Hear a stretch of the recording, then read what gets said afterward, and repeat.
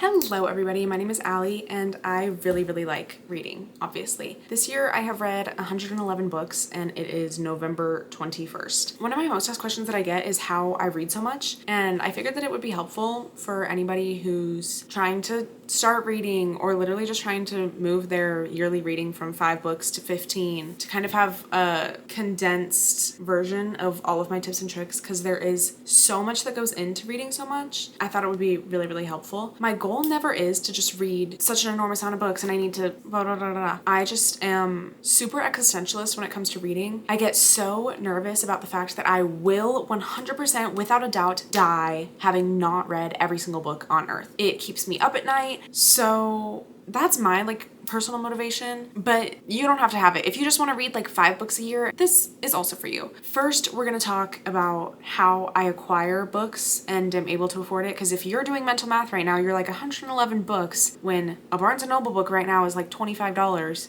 You're like, this girl is spending over 2 bands reading per year. No, I'm not, I promise. There's tons of loopholes, tons of tips and tricks for how I read this many books without spending an arm and a leg, to be frank. And then also the second part of this video, we're going to talk about mentally how I read so much and how to get yourself in that right headspace and stuff like that. Let's start with physical books, because obviously I do sometimes read physical books. Physical books are tricky. I usually never buy physical books new unless I'm anticipating a release and I want it really bad and I simply need it. I never buy hardbacks because hardback prices are insane, like $30 for a hardcover. You're kidding. And I always shop at my local used bookstore. So if you really can't read digitally, you hate audiobooks, my biggest advice is to try and always buy books used, because Barnes & Noble just simply isn't feasible. And if you do end up wanting a new release or something, order it online. Honestly, I know that walking into Barnes & Noble is super fun, but one of my favorite activities is walking out of Barnes & Noble empty-handed, because we're not in an economy where we need to be buying books at Barnes & Noble, sorry. Then let's talk digital books. Digital books is how I read 90% of my books. So 100 out of the 111. My favorite digital platform is this beautiful, wonderful app called Libby. Libby is connected to your local library. When I talk to people about this, they're thinking it's some kind of paid subscription. No, you are already paying for your local library in your taxes. You pay for these books, you should be using them. So what you're gonna do is you're gonna go online, you're gonna be I live in blah blah blah blah county, library card. You sign yourself up if you're a resident of this county who's paying taxes, and they will give you a library card. Especially digitally, libraries are chock full of so many books, guys. And so after you have your library card and you have access,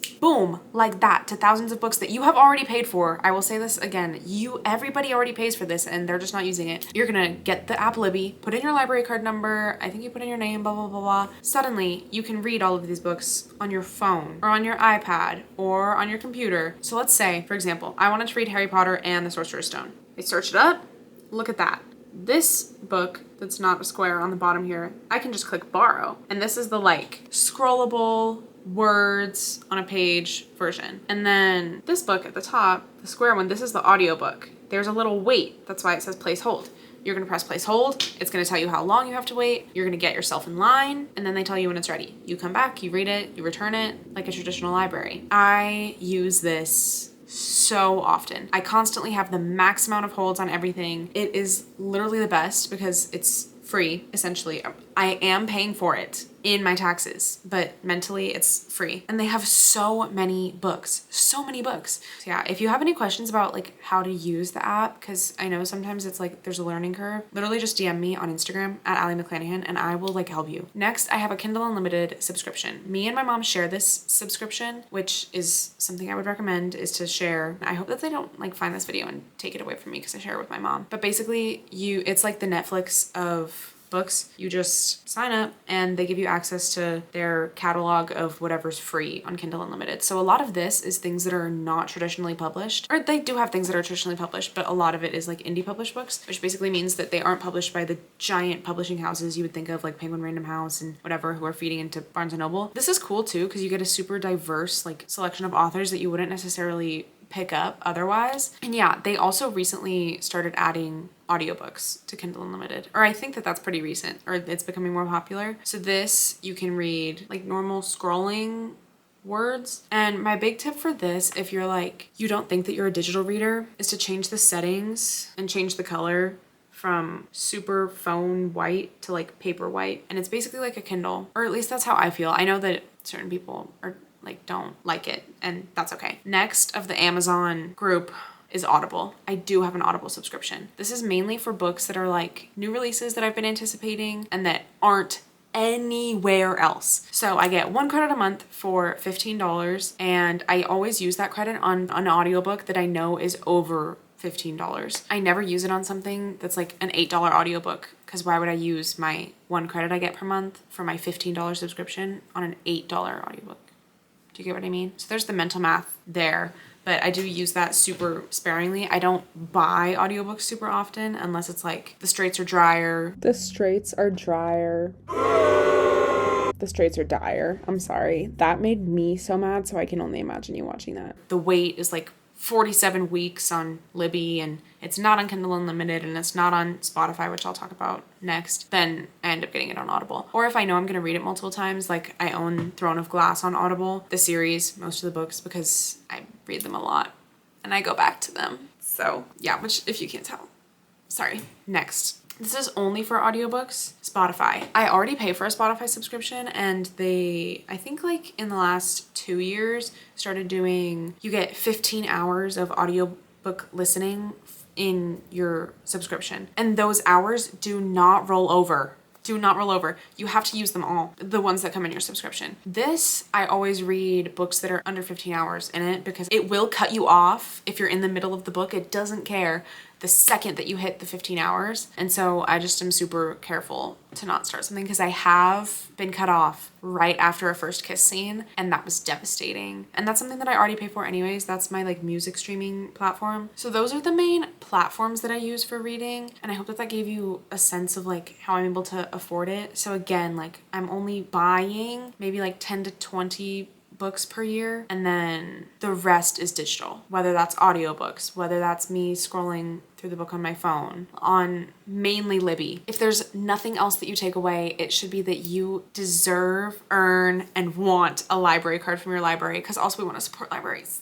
Now the next section of this is mentally, Allie, what the fuck are you doing? How are you mentally reading so many books per year? My first biggest tip, if you are a Goodreads user, which is like the social media of books, or if you're just setting a goal for yourself for how much you want to read for the year, set it low. Set it so low. My goal this year, 7 books, and I've read 111. The only time I haven't met my reading goal was the first year that I ever set it to 100 books. Suddenly, that's the lowest amount of books that I've ever read in a year in the last like 5 years. That year is because I set my goal to 100. If you are constantly reading in order to hit a number, you're just never gonna finish. Like, it's not, you don't watch Netflix shows and you're like, man, I want to watch Stranger Things in as little time as possible, and I'm gonna watch this many episodes and this many episodes and blah, blah, blah, I have to hit this quota. No, you're watching it to like watch the story. You should treat reading the same way. You can set a reading goal, and I think for some people that works, but for most of the people that I've talked to, and for me personally, the lower that I set my goal and the more achievable it is, the more I overshoot. You will find that you'll finish your goal in like March and end up just wanting to read more, you know? So make it realistic for yourself. Don't be too caught up in like the number of books. Be caught up in like the experience and treating it. That would be my second tip, is literally treating it like any other form of media that you consume. If you're watching Netflix, if you're watching YouTube, if you're whatever, and you just sit there and you're just like, you know, treat reading the same way. You're just sitting there, you're just passive. It's not like you're doing anything outrageous. My second tip is phone reading. So again, I'll say, I know that not everybody likes reading on their phone, but the second that I could open my books app instead of like Instagram or TikTok, you'll find that it kind of gives the same energy, you know? When you look up and you look around and everybody's on their phone and it's like super awkward at wherever you are, maybe you're in class or something, but you should be paying attention in class. Sorry.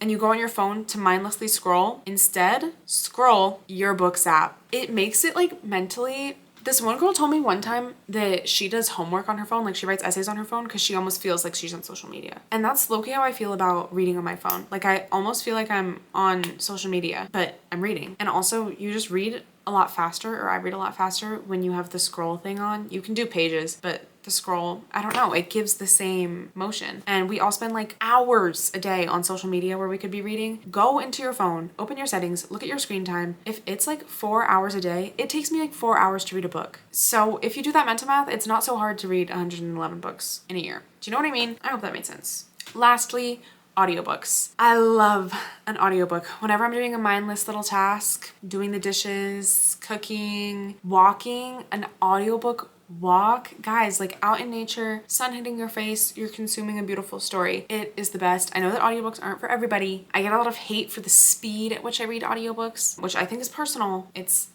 up to the what's that saying? I don't know what the saying is. Eye of the beholder.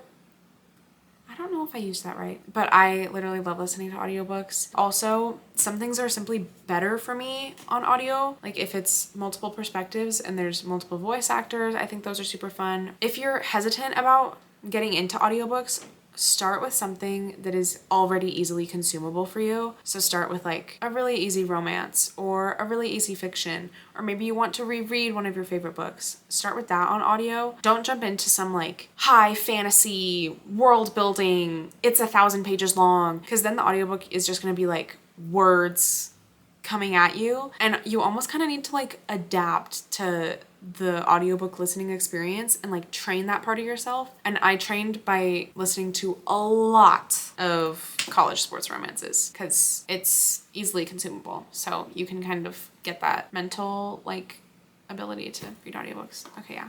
That is all of my tips. I know that I probably forgot something, but yeah, if you have any questions on anything, like comment, reach out to me on Instagram, because I would love to share the love of reading with everybody. And I hope that this was helpful and that you gained something, or you're just like already a huge reader and a huge Libby fan and you wanted to hear me blab for whatever reason. See you next time. Mwah.